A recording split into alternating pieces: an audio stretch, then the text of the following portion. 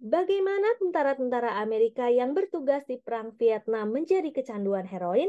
Bagaimana cara mereka bisa menjadi sembuh? Dan bagaimana cara pecandu heroin hari ini bisa menyembuhkan dirinya?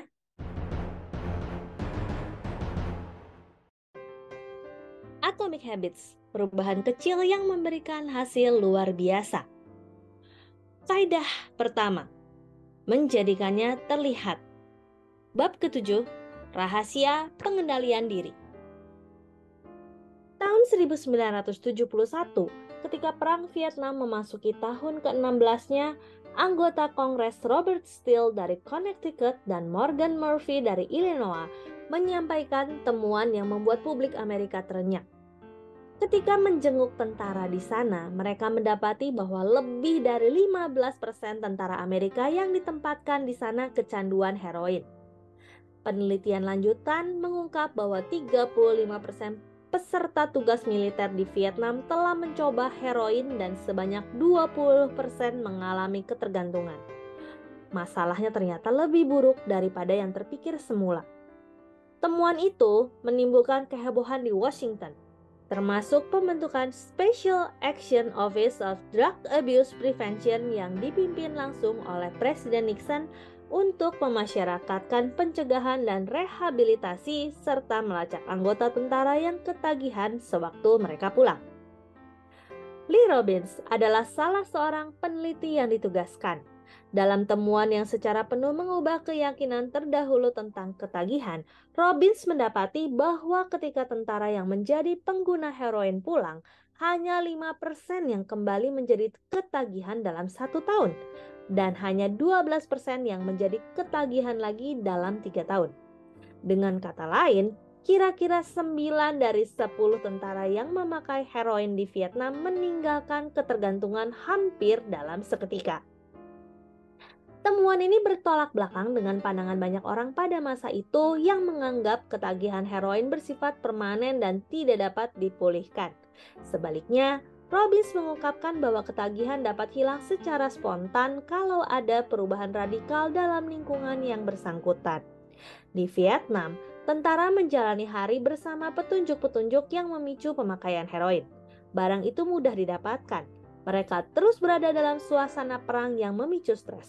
Mereka berteman dan bergaul dengan sesama tentara yang juga pengguna heroin, dan mereka ribuan kilometer jauhnya dari rumah.